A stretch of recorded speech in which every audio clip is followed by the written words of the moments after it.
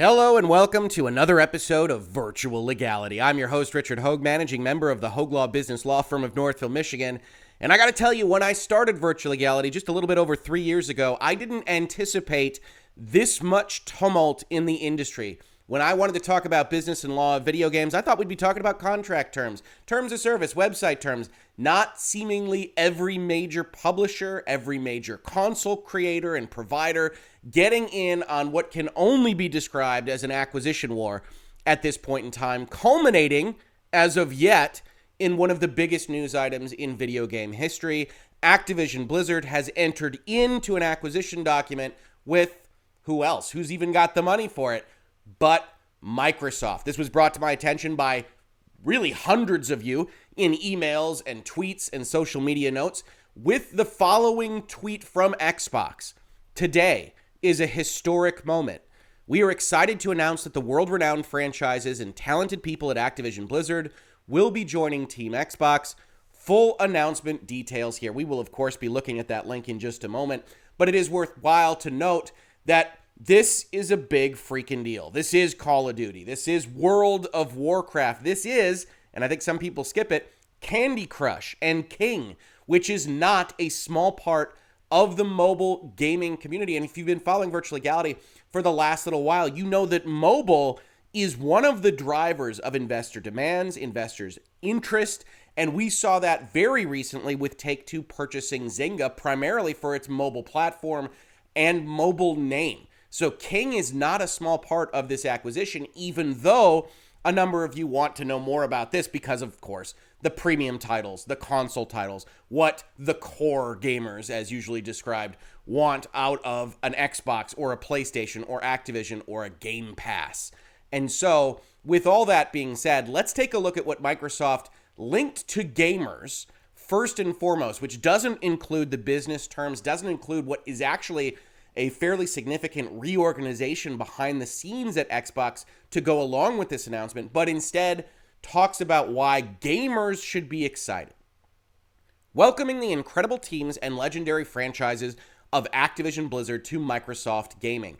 As a team, we are on a mission to extend the joy and community of gaming to everyone on the planet. We recognize that as kind of Phil Spencer's motto. When he's talking about all this, always, he says, hey, I want everybody to be able to play everything, everywhere, which of course is a great mission statement, also a little bit disingenuous insofar as in order to do that from the Xbox platform, you do have to do some damage to some of your competing platforms. Nothing wrong with that, but it does mean that, for instance, I wouldn't expect a Call of Duty game on a PlayStation system after this deal is fully consummated. And taking a step back, if you've been in Virtual Legality for a while, you know this already, but it's important to note that when you see headlines that say this has already happened, that Activision Blizzard is a part of Microsoft now, that is not in fact the case. What it does mean, what these announcements mean today, is that the two companies' boards of directors have agreed on this transaction. They've signed a document that is committing both sides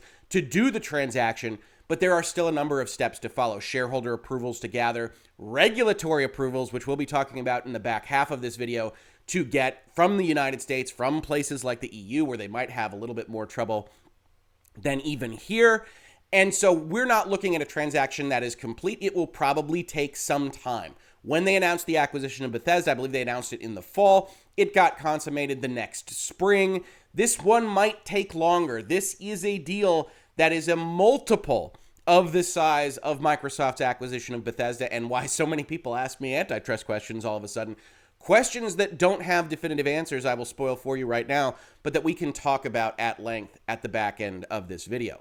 Continuing with the initial statement, as we pursue that mission, it is incredibly exciting to announce that Microsoft has agreed to acquire Activision Blizzard. Over many decades, the studios and teams that make up Activision Blizzard have earned vast wellsprings of joy and respect from billions of people all over the world. And there's the elephant in the room that we will see addressed kind of oddly in many of these statements as we go over them, but that is, of course, that Activision Blizzard has had a very tumultuous, very problematic time over the past 6+ months because of the lawsuit from the state of California that we have covered in depth here in Virtual Legality. Please do check out that playlist if you're interested in the specifics there. but that has driven the respect, the goodwill, the joy out of Activision Blizzard, and customers have been realizing that for some time now, and Activision Blizzard has been trying to handle that in such a way that their stock price was driven very low, which is a part of this story, which we'll talk about as well. But the purpose of statements like this is that folks at Microsoft, folks at various publishing partners and other business partners of Activision Blizzard have had issues with their employees and working with Activision Blizzard. We've seen that throughout the last few months, including Microsoft. And it's only a couple of weeks ago when Phil Spencer was asked about what they were doing with Activision Blizzard, and he gave some kind of non-answer about how they were doing certain things. And now, of course, in the shadow of an acquisition, we know that he had to be even more careful about what he said to those outlets. But the point remains that it's not just the Microsofts and Sonys and Nintendos and everyone else as entities that have to deal with the Activision Blizzard story, but they have to deal with their own employees and consultants and contractors that have their own concerns. And we'll see them try to address that in these statements. Whether or not that works for you or not is going to depend largely on how you feel about Phil Spencer and Microsoft, but we'll talk about what they say in just a second. Until this transaction closes, it's not closed, Activision Blizzard and Microsoft Gaming will continue to operate independently. Once the deal is complete, the Activision Blizzard business will report to me as CEO Microsoft Gaming. And if you aren't familiar with that title, it's because it didn't exist before this reorganization. Phil Spencer has effectively gotten a major promotion to run what is going to be one of the bigger divisions at Microsoft. Clearly, Microsoft as an entity has decided to put a lot of eggs in the gaming basket, presumably believing in Phil Spencer's leadership, and there's no real reason not to over the past few years, and he has been promoted to a title in CEO Microsoft Gaming that implies not only a high level at Microsoft, but that Microsoft might not be done, because this is a reorganization that implies that, hey, they could run more than 30 studios, and so keep your eyes on the ball here. Microsoft might not be finished, although certainly the antitrust questions that a number of you have raised with me will change that equation depending on if any of those regulatory bodies decide to do anything. Upon close, upon the actual sale of Activision Blizzard to Microsoft, we will offer as many Activision Blizzard games as we can within Xbox Game Pass and PC Game Pass, both new titles and games from Activision Blizzard's incredible catalog. So their intent, just like when they purchased Bethesda, is to move everything Activision into Game Pass, subject, we could read between the lines here, to whatever contractual commitments they have, whatever purchasing rights Sony might have used in order to lock in certain Call of Duty aspects, whatever it might be. Other than that, they're going to move everything they can into Game Pass. Game Pass continues to be Microsoft's real product, even more than the Xbox. They also announced today that Game Pass has more than 25 million subscribers. That recurring revenue source, that subscription service, is how Microsoft wants to compete in the gaming market now and in the medium to long term. The fantastic franchises across Activision Blizzard will also accelerate our plans for cloud gaming, allowing more people in more places around the world to participate in the Xbox community using phones, tablets, laptops, and other devices you already own. They'll be able to put Activision Blizzard games in that cloud gaming capability, which of course is another big value add for Microsoft. As a company, Microsoft is committed to our journey for inclusion. Here's where we get the paragraph where they try to address the concerns people might have with them adopting the problematic stepchild of Activision Blizzard into the Microsoft family. Committed to our journey for inclusion in every aspect of gaming among both employees and players. We deeply value individual studio cultures, which is a sentence just kind of sits off on its side. We also believe that creative success and autonomy go hand in hand with treating every person with dignity and respect. So competing concepts here in even just this paragraph. We want you to know that we find it important that studios retain their cultures. We buy studios and we try to let them be what they are, right? And we've seen this with some Microsoft acquisitions. We see this most prominently, in my opinion, with Double Fine, that finished off Psychonauts 2 to great acclaim with the resources of Microsoft, but it is still clearly a Double Fine game. Microsoft's goal here is to let those cultures exist, but also Activision Blizzard's culture is at the heart of what is causing problems for Activision Blizzard right now. So they say, but we believe that success really requires dignity and respect. We hold all teams and all leaders to this commitment. We're looking forward to extending our culture of proactive inclusion to the great teams across Activision Blizzard. Now, proactive inclusion is kind of a buzz phrase. I don't know exactly what that means. I have a concept of what it means from Xbox and Microsoft, but it's an odd paragraph, right? We value studio cultures, but hey, we all know what Activision Blizzard is. And while we value that, we look forward to actually extending our own culture over and across Activision Blizzard. This is a message to the people that would be most concerned with Activision Blizzard's culture as, hey, we're going to take care of this. Once we close this transaction, we're going to try to get them creative autonomy, but not really autonomy with respect to what you might be most worried about. Whether or not that works is a different question, but that's what this paragraph is aimed at.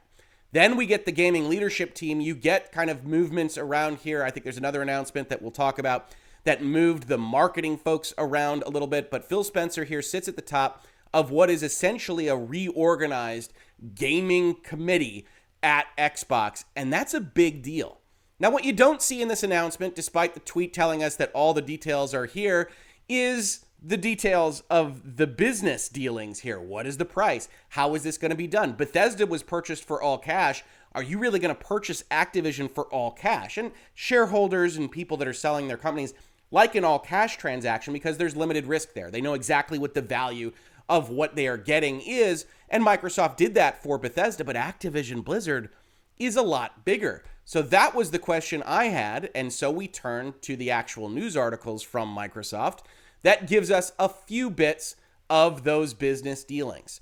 Microsoft will acquire Activision Blizzard for $95 per share in an all-cash transaction valued at $68.7 billion, inclusive of Activision Blizzard's net cash. They're not doing it cash-free as a transaction. That just changes the math a little bit for you accountants out there. When the transaction closes, Microsoft will become the world's third largest gaming company by revenue, behind Tencent and Sony. And what's important there is they'll become the world's third largest gaming company, but that's inside one of the biggest technology companies in the world at the same time. And we're going to talk about how that may or may not impact antitrust analysis in just a minute. But the important number here, the top line number, is $95 per share. And if we look at Activision's stock price, what I see most prominently is that this is Microsoft taking advantage of the troubles at Activision Blizzard. $95 per share doesn't jump out at you as a huge amount. Why? Because if we look at the Activision stock price, we see that when they were going through the lockdowns, they had achieved prices of 101, of 93, of 95, of 96.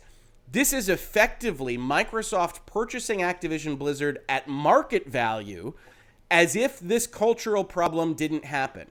And the reason that can make sense for Microsoft, of course, is that they can say, well, they've got all these assets that are really worth $101 per share maybe, $90 per share maybe, and those assets can be wielded by us through Game Pass, through Microsoft, essentially cleansed of the problems that others might have with them, and we don't actually have to take on this giant loss in value because it is going to be fixed by the time they get acquired. Now, is that right? I don't know.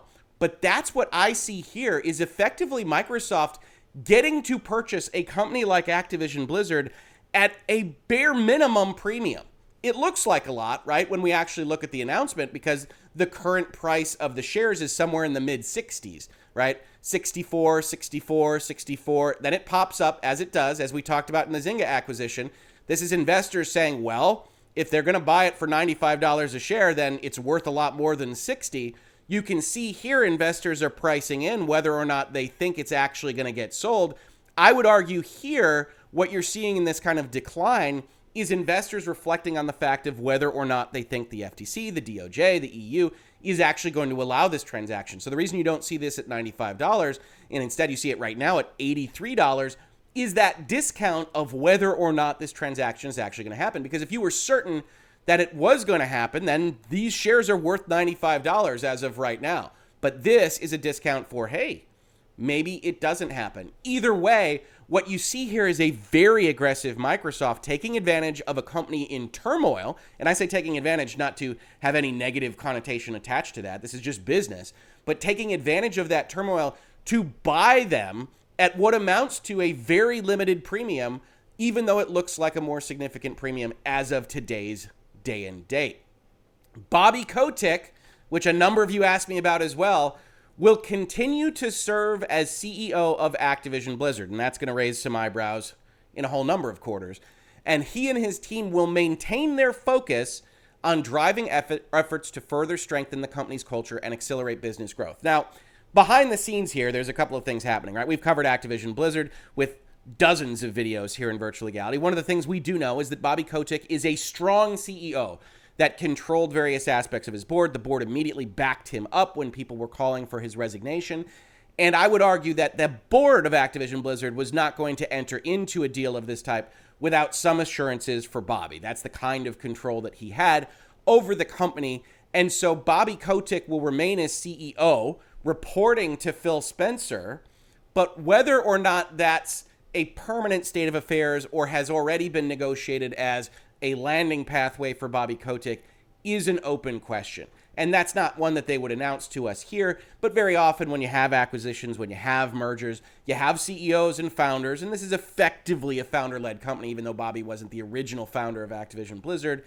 And he says, okay, I'm going to get this job. I don't want it to look like I'm being wiped out. And we're going to have a 5-year transition services agreement or something along those lines.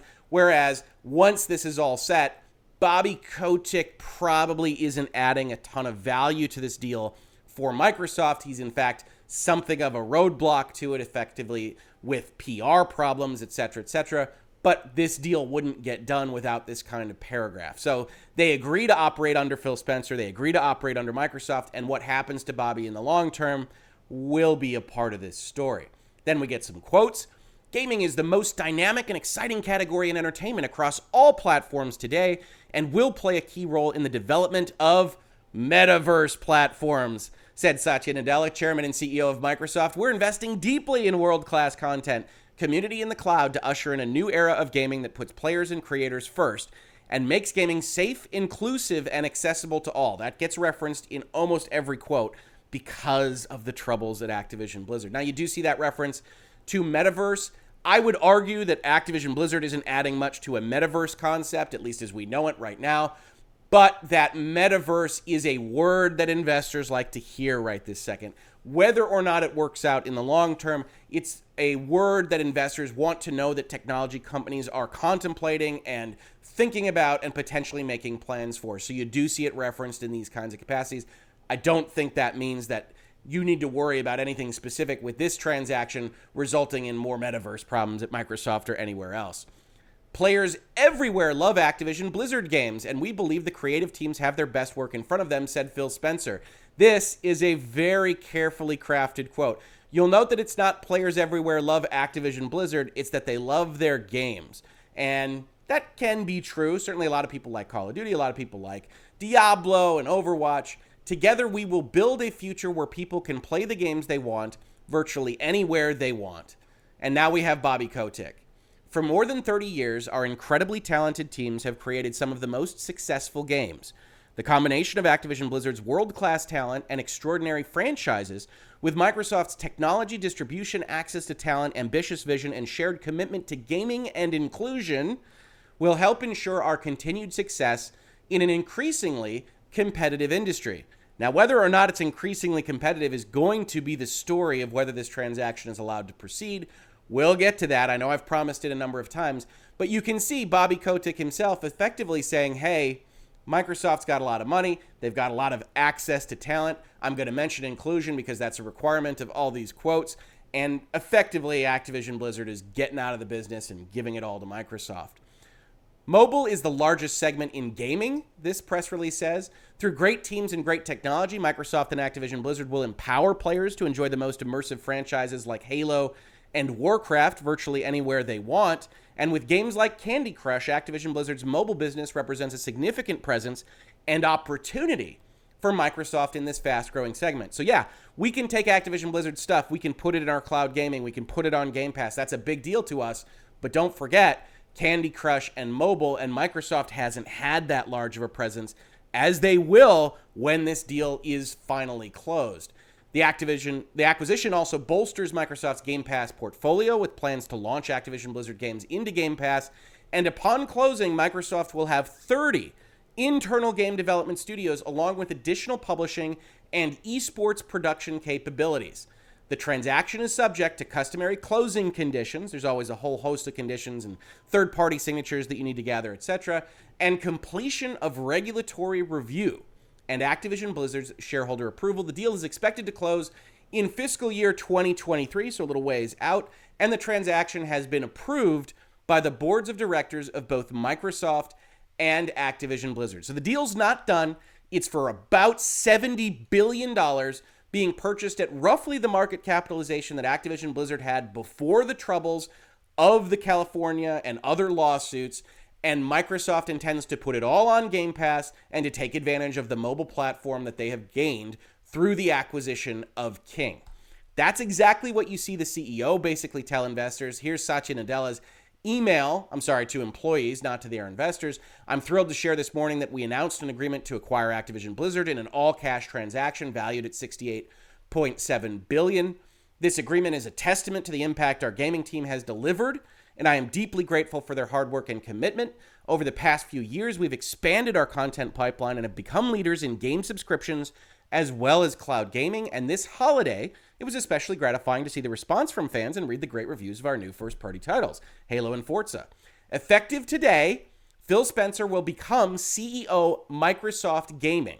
We look forward to extending our journey to create a more diverse and inclusive culture to our new colleagues at Activision Blizzard and ensuring all our employees can do what they love while thriving in a safe and welcoming environment, one where everyone feels empowered to do their best work. So you get all of this kind of reading between the lines statements about Activision Blizzard, and they're trying to talk to their employees. They're trying to talk to the investors that would be most concerned about this, and they're telling the world, even though they can't really say it, that they're going to change Activision Blizzard. We look forward to extending our journey to create a more diverse and inclusive culture to our new colleagues at Activision Blizzard is as much you can say in a business statement, hey, we look forward to taking them over and changing them, as you can in this kind of context. They said they're going to be hosting a webcast with investors, which I think has already gone on, and then you get Phil Spencer talking to his gaming crew. Obviously, today's agreement to acquire Activision Blizzard is incredibly exciting. In fact, it's a milestone for our company, our business, and our industry. As players and partners, we all know how talented and dedicated the teams and studios are across Activision Blizzard, but Microsoft is committed to our journey for inclusion in every aspect of gaming among both employees and players.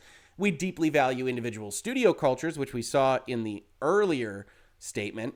We also believe that creative success and autonomy go hand in hand with treating every person with dignity and respect. We are looking forward to extending our culture of proactive inclusion to Activision Blizzard. Again, when we take them over, we're not going to be dealing with the stuff that you're worried about, employee, as having seen Activision Blizzard in the news for the past 9 months. We're going to take care of it. Will they succeed?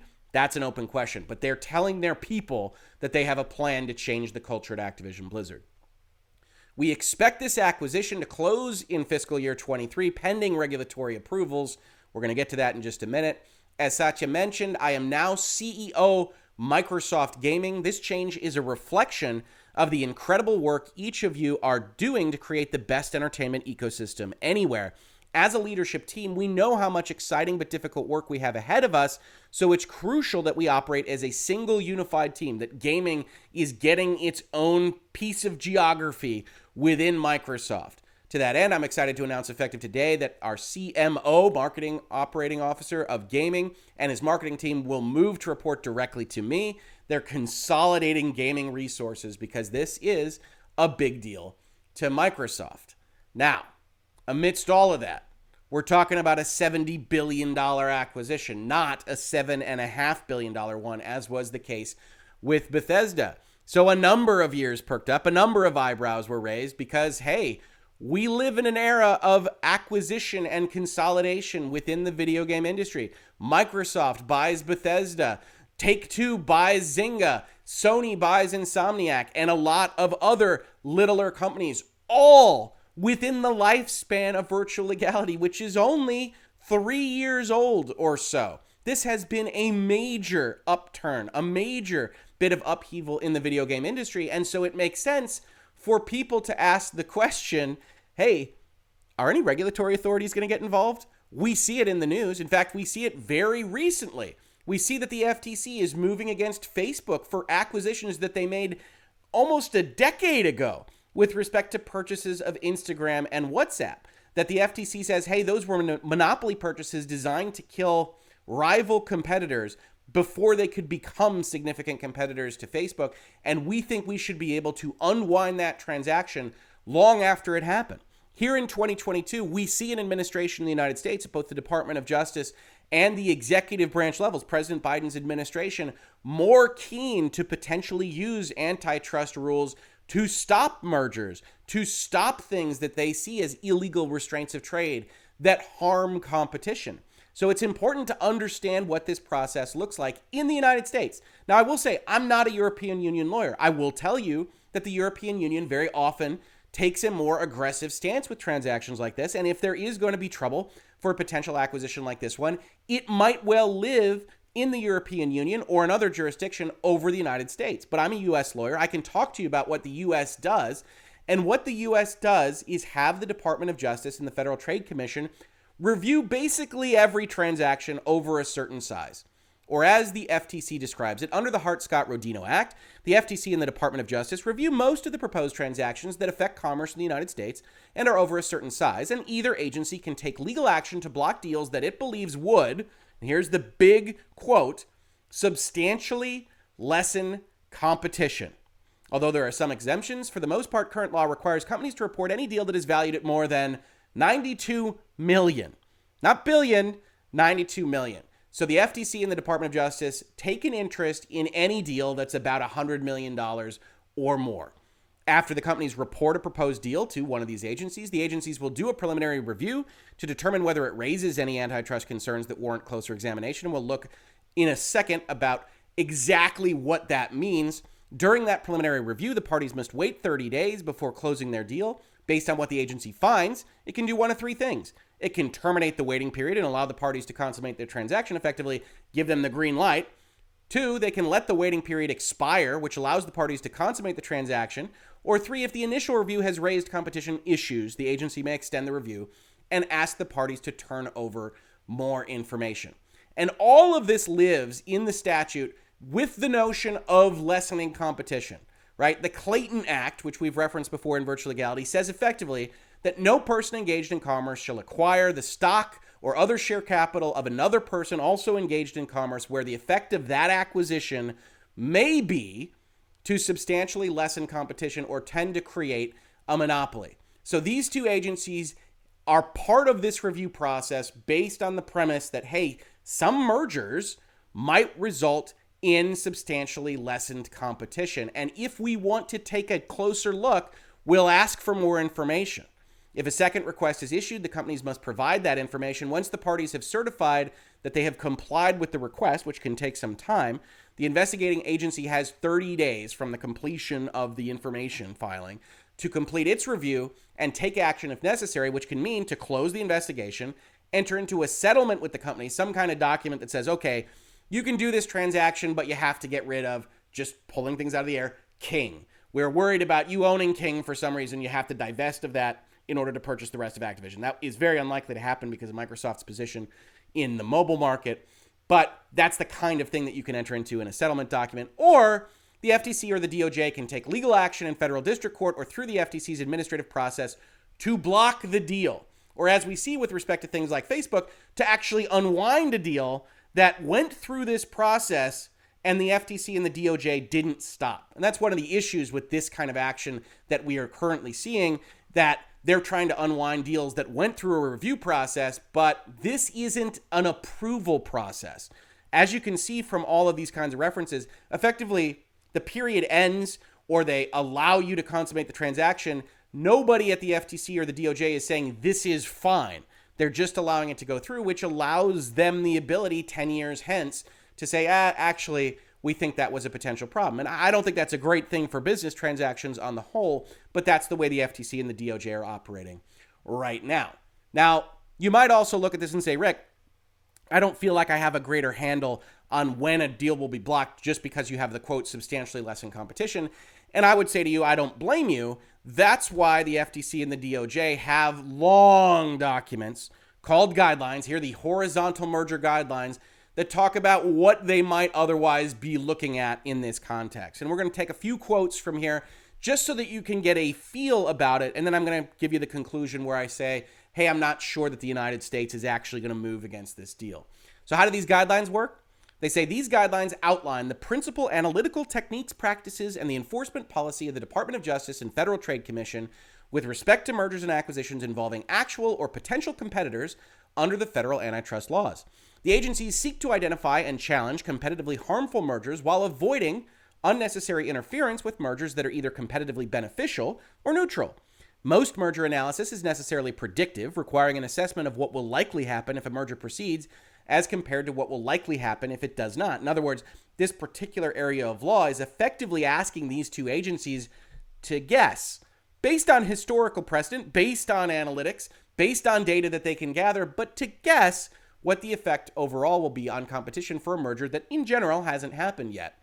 These guidelines should be read with the awareness that merger analysis does not consist of uniform application of a single methodology, and the unifying theme of these guidelines is that mergers should not be permitted to create, enhance, or entrench market power or to facilitate its exercise. A merger enhances market power if it is likely to encourage one or more firms to raise their price, reduce their output, diminish innovation, or otherwise harm customers as a result of diminished competitive constraints or incentives. So backing up a step here, one of the things that's going to pop out if the FTC or the DOJ or the EU or anyone else decides to look at this more closely is, what market are we talking about? When we talk about market power, the easy answer for Microsoft is, hey, as we just mentioned, we're only going to be the third biggest in terms of revenue. There are a lot of players in this space: Sony, Nintendo, Tencent, EA, what used to be Activision, Ubisoft. And so if those players are all permitted, then we don't have a monopoly kind of situation. We aren't at that level where somebody is trying to take even 40% of the market. So why are you trying to get engaged with us, DOJ or FTC? The counter to that might well be that, yes, overall, any given form of the video game market, whether it's mobile, console, AAA, all these various other things, they have enough players to not be bothered by a Microsoft acquisition. But Microsoft is presently in the business of establishing a brand new market, which is the Game Pass market, the recurring revenue stream, the subscription to AAA core video game experiences. And as a single player there, with what we know to be some kind of competitive effort from Sony coming at some point in the future, is Microsoft a monopolist in that kind of market specifically? In other words, if you sit back and you think about this transaction and you think they're going to add Call of Duty, they're going to add World of Warcraft, they're going to add all this stuff to Game Pass, do you anticipate that the Game Pass price will remain the same? Do you anticipate that Sony will be able to leverage a competitor to this specific market of recurring revenue subscription services for video games now that both Bethesda and Activision Blizzard are off the table? Do you anticipate that Xbox could raise the price, could change what it is that you get from Game Pass with very limited ability for any other market participant to challenge them on that score? And I think if you are so inclined to use the powers of the antitrust laws that the DOJ or the FTC, looking at it from that perspective perhaps gives you the ability to do so. Xbox and Phil Spencer have made no illusion of what they intend to do with this. They intend it to go into Game Pass. They intend it to go into cloud gaming. They intend to take over those specific markets. Does this acquisition limit the ability of both current and future competitors from engaging in that market? And I think you could argue that the case is yes, even though I think that's a more tricky argument than looking at video gaming on the whole, which is where Microsoft would likely want to aim you because there are so many market participants in gaming as an industry. Continuing with these guidelines, a merger can enhance market power simply by eliminating competition between the merging parties, which is undoubtedly happening here. right? Activision was a competitor to selling video games to customers. Call of Duty was a competitor to Halo. All of those are going to be under the same umbrella. There is no doubt a removal of a competitor doesn't make it a violation of these laws, but there's no doubt that that is in fact happening. Enhancement of market power by sellers often elevates the prices charged to customers. Where I think that would live is definitely within Game Pass. The agencies consider any reasonably available and reliable evidence to address the central question of whether a merger may substantially lessen competition. And that includes the kinds of things that people were asking me about. Most specifically, market shares and concentration. What we saw referenced in Epic versus Apple. The agencies give weight to the merging parties' market shares in a relevant market, the level of concentration, and the change in concentration caused by the merger. The issue is not all of gaming, though. There are too many market participants still for the DOJ and the FTC to really make a strong argument that Microsoft is becoming a monopolist gaming provider, even with this acquisition. Where they might have that traction is with this new business model, and whether or not that is a separate market that Xbox is effectively gathering monopoly control over.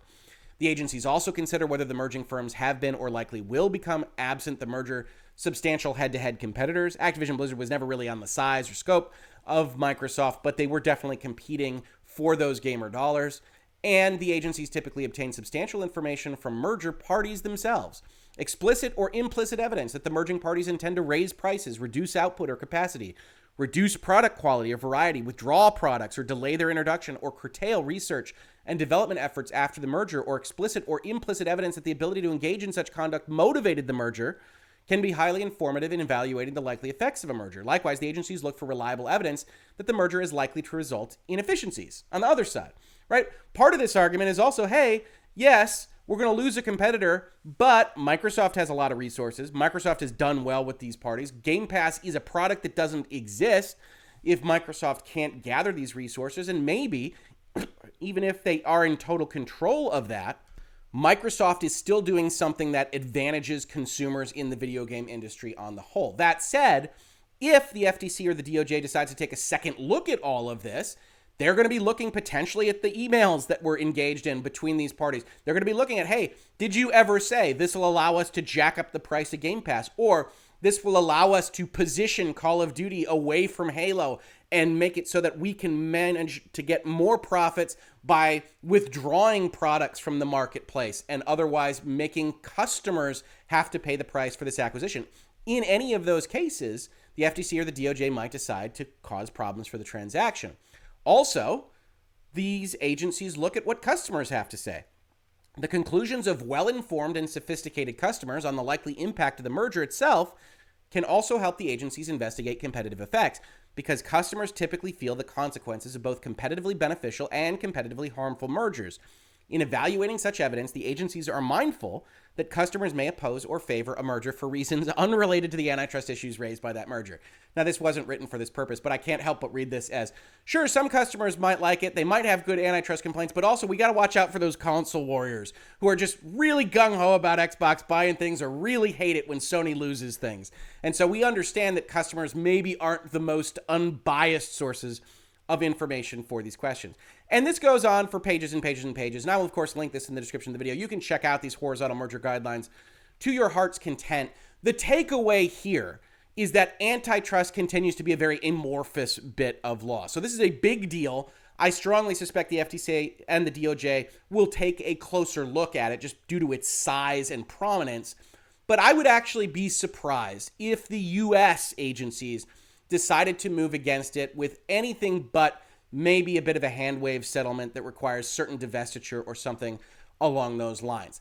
I say that not as a guarantee. It also wouldn't surprise me if they went in the other direction. I certainly wouldn't be stunned. But if you're looking at this from an antitrust perspective, it's important to note that video gaming on the whole still very robust, still has a lot of market participants. And if Microsoft can convince these agencies that what we're talking about is gaming itself and not Game Pass and not cloud gaming and not more specific markets where Microsoft might have the kind of power that these agencies are worried about, then this deal is likely to go through. I'll tell you in general that you don't sign a definitive document like this. You don't put all this information out there if you think that this is going to be blocked. You have back office abilities to go and talk to these various agencies and say, hey, are you likely to cause trouble for this? Microsoft probably doesn't enter into this in quite the same fashion. If they think it's going to be blocked, that doesn't, of course, mean that there's a guarantee there either. So when we're looking at all this, this is obviously the biggest story maybe in the history of the video game industry. If you take anything away from this video, it's that the deal isn't closed.